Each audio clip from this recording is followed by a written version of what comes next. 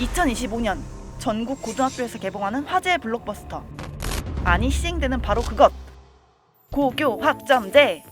궁금증이 폭발할 수많은 사람을 위해 스브스뉴스가 고교학점제를 온몸으로 체험한 선배들과 함께 무물 시간을 가졌습니다. 본격적으로 무물을 시작하기에 앞서 소개하고 싶은 영상이 있습니다. 바로 지난해 9월 스브스뉴스에 올라왔던 고교학점제에 대해 상세히 설명하는 영상입니다. 여러분이 스브스뉴스에 보내주신 질문 중 고교학점제가 도대체 뭔가요? 라는 질문이 너무 많았거든요. 고교학점제의 개념 및 정책 전반에 대해 아무것도 모르겠다면 이 영상을 먼저 시청하고 오시는 걸 추천합니다. 자, 이제 진짜 무물타임을 시작합니다. 건전지님의 질문입니다. 수업은 어떻게 신청하나요? 먼저 종이로 어떤 수업이 열린다 이렇게 받고 그 다음에 이제 그 기간을 두고 이제 클릭을 해서 정원이 한 반은 만들어져야 그게 개설이 됐던 것 같아요. 저희 학교는 1학년 입학생들 할 때는 그냥 서류로 신청서를 넣어서 했고 2, 3학년 때는 인터넷으로 하고 뭐 그랬던 것 같아요. 그래서 대학처럼 완전히 시간표를 자유롭게 짜거나 이 시간을 완전 공강으로 두거나 그러진 않았던 것 같아요. 그냥 원하는 과목 전부 다 자유롭게 신청 가능한 거냐고 묻는 분도 있었거든요. 저 때는 이제 완전한 문이과 통합은 아니지만 그래도 뭐 제가 문과여도 이과 과목을 선택할 수 있는 그런 기회는 있었거든요. 여러 가지 것들을 준비하는 친구들 그리고 관심사가 다양한 친구들은 되게 고교학점제를 통해서 더 많은 걸 얻어갈 수는 있겠구나라는 생각을 했던 것 같아요. 오히려 이런 학교도 있다고 말씀을 드리고 싶은 게 실제로 나는 문과인데 이과 과목을 듣고 싶다라고 이제 의사를 밝히면 선생님들께서 상담을 통해서 좀 조율을 하시는 그런 분위기가 좀 있었는데 다음 밑학년 얘기를 들어보니까 이제 완전 다양하게 다 섞어서 들을 수 있게 됐다라고 우리 때만 되게 빡셌구나 이런 생각을 하기도 했었고 타코야끼님의 질문입니다. 진로에 따른 선택 과목을 미리 체험하고 신청할 수도 있나요? 책자 주셨어요. 이 과목에 이걸 배우고 이 과목을 들으면은 전망되는 전공은 무엇이고 그리고 어떤 커리큘럼이 있다라고 약간 얇은 소책자 같은 거 주셨는데 저는 경험하지 못했지만 제 밑학년부터는 고교학점제 그 과목 선택을 위해서 교육과정 박람회라는 행사를 열었었어요. 그리고 학교 홈페이지에도 이제 선배들이 알려주는 과목 소개 영상 이런 것들을 저희 학년에서 만들어서 이제 후배들이 이런 내용을 배우는구나, 이런 지식들을 얻어갈 수 있구나. 그러면은 이런 질문도 있었거든요. 만약에 진로를 못 정했다, 나는 진로를 못 정한 학생들은 그런 과목을 어떻게 선택해야 하냐. 진로가 없어요가 당연할 수밖에 없다라고 저는 생각을 많이 해요. 그런 고민들을 가진 친구, 후배님들, 학우님들에게 좀 더 과감해졌으면 좋겠다라는 조언을 저는 드리고 싶어요. 그래도 여러 가지들을 약간 먹어볼 수 있다? 약간 베스킨라빈스처럼 고르기 쉬운 제도이다? 라는 점은 분명할 것 같아요. 귤님의 질문이네요. 시험이 이전과 많이 달라지나요? 또 성적은 어떻게 매기나요? 저희 학교는 그냥 시험 쳤어요, 다. 시험을 안 보는 과목이 있긴 있었어요. 그 스포츠와 생활? 아무튼 그 과목이 있었는데 그 과목 친구들은 100% 실기로 봤어요. 뭐 배구공, 토스 몇 번 하기? 그걸로 이제 점수를 매가지고 다수 과목은 상대평가를 하고 특히 수능 응시 과목은 대부분 상대평가를 했는데 뭐 논리학 같은 과정 중심의 어떤 과목들 같은 경우에는 절대평가로 진행을 했고요. 대신에 시험을 안 치르는 게 아니라 논리학 이런 거는 글쓰기 이런 것도 중요했기 때문에 논술형으로 평가를 했던 걸로 기억을 해요. 그래서 논술 시험 문제를 주고 거기에 대해서 글을 쓰고 그 글의 어떤 수준에 따라서 패스와 논패스가 갈리는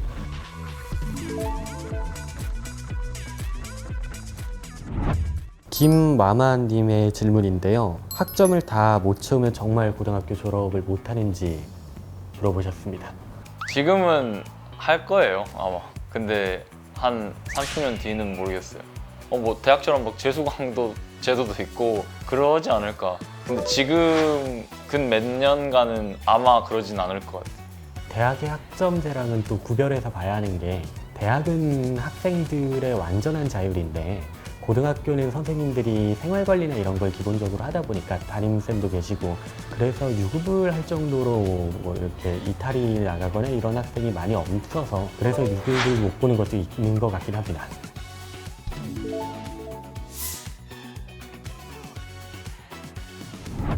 오리님의 질문이네요. 현재 다니고 있는 학교에서 듣고 싶은 과목이 개설되지 않으면 주변에 있는 다른 학교로 가서 수업을 듣는다고 알고 있는데 어떻게 가서 듣는 건지 자세히 설명해 주세요. 그리고 제가 남고에 다닐 경우 주변에 여고밖에 없다면 어떻게 되나요? 이제 저는 광주광역시에서 그게 되게 명칭이 다양하더라고요. 학교 간 협력 교육 과정이라는 걸 했어요. 그게 이제 수요일 오후에는 이제 자율이라고 해가지고 학원 갈 사람 학원 가고, 뭐 보습학원 갈 사람 보습학원 가고, 야자할 사람 야자하고, 학교 간 협력 교육 과정이라는 것 자체가 다른 학교의 학생들이 이렇게 너희 학교는 어떻게 해? 우리 학교는 이렇게 하고 있어. 이런 것들도 교류할 수 있는 거고, 또 학교마다 학교 색채도 다르고 가지고 있는 생각들도 다르기 때문에 거기서 되게 교류를 하면서 저는 많은 것들을 얻었다고 생각해요. 그리고 약간 이거 웃긴 일화긴 한데 저희 학교도 남고였거든요. 근데 이제 친구들이 옆에 여고를 가서 교육학 수업을 들었어요. 그 시간이 안 맞춰가지고 그 여고 급식실에서 밥을 항상 같이 먹었대요, 여학생들이랑. 이제 저희 학교 같은 경우에는 청주에 있더라도 좀 외곽에 있는 데라서 주변에 학교, 고등학교가 별로 없어요. 그래서 이동을 하는데도 차 타고 30분을 이동을 해야 되는데 그런 경우에는 비대면으로 공동교육과정을 진행을 했었던 걸로 알고 있어요. 동동님의 질문입니다. 제가 지원할 대학교의 전공과 무관한 과목들만 수강했다면 합격에 불리할까요? 라고 하셨는데 플러스 요소는 있는데 마이너스 요소는 없다라고 말씀을 드리고 싶어요. 자칭 이과라고 하는 친구가 문과 과목을 들으면서 영어 특이한 과목을 들었는데 거기에서 이제 자기가 이과에서 배운 내용을 토대로 발표를 하는 그런 경우도 있었거든요. 그래서 문과하고 이과가 이렇게 따로 떨어지는 게 아니라 서로 융합을 함으로써 뭔가 수업 내용도 조금 더 다양해지는 그런 장점이 있었던 것 같아요.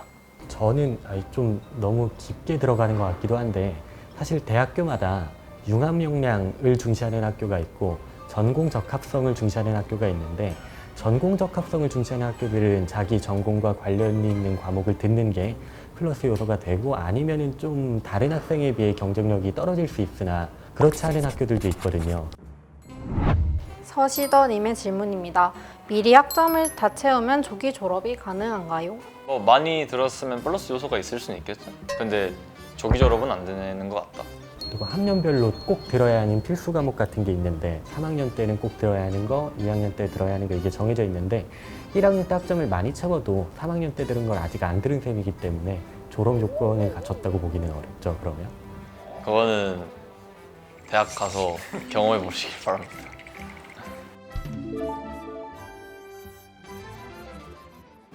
채은님의 질문입니다.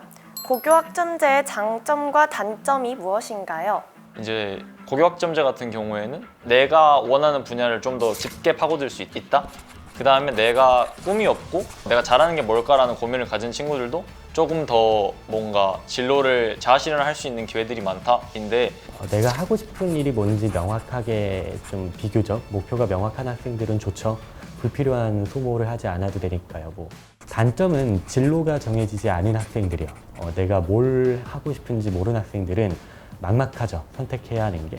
아마 평가를 해야 한다는 현실적인 문제와 진로를 고민해야 하는 시간을 줘야 한다는 이상적인 논의가 충돌하다 보니까 지금 약간 혼란스러운 상황인 것 같긴 한데 그런 부분은 이제 우리 어른들이 잘 고쳐야 하는 것 같고 학생들은 갑자기 바뀌는 걸 기대할 수는 없으니까 주어진 환경 속에서 이것저것 좀 부딪혀보는 게 물론 너무 힘들겠지만 그래도 그게 현실적인 방안이 아닐까라는 생각이 들긴 합니다.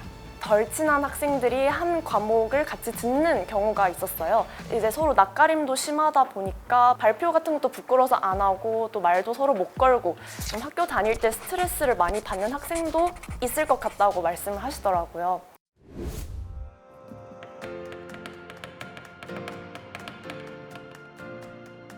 고교학점제라는 게 다양한 과목, 나하고 맞지 않는 과목도 같이 들을 수 있는 기회이다 보니까 이게 나중에 사람이 어떻게 될지 모르잖아요. 제가 문과를 선택을 했지만 나중에 이과적인 지식이 필요할 수도 있고 또 반대로 이과를 선택했지만 문과적인 지식이 필요할 수도 있으니까 이거를 더 나의 지식을 쌓을 수 있는 경험이라고도 긍정적으로 생각을 해주시면 좋을 것 같아요. 선택을 해야 하잖아요. 고민이 될 거예요. 방황을 할 거예요. 방황하겠죠. 어떻게 바로 알겠어요. 근데 10대 후반의 방황은 당연한 거라고 생각하거든요. 사람 따라 다르기 때문에 나와는 다르게 목표가 확고한 학생도 있을 것이고 그 확고한 목표를 위해서 당장 최선을 다하는 학생도 있을 거고 거기서 당장의 성과를 내는 학생들도 있을 텐데 그런 학생들과 자기 자신을 비교하면서 뭔가 자존감을 깎고 자기는 못났다고 생각하고 그러지는 않았으면 좋겠어요. 내 선택이 저 친구와 좀 타이밍이 다르고 선택한 경로가 다른 거지 옳고 그름의 문제로 나눠지지는 않는 거라고 생각하거든요. 여러분들은 할 수 있습니다. 파이팅! 이번 영상을 만든 PD가 추천하는 영상도 보고 가세요. 스브스 뉴스의 다른 영상을 즐기시려면 구독 버튼을 꼭 눌러주세요.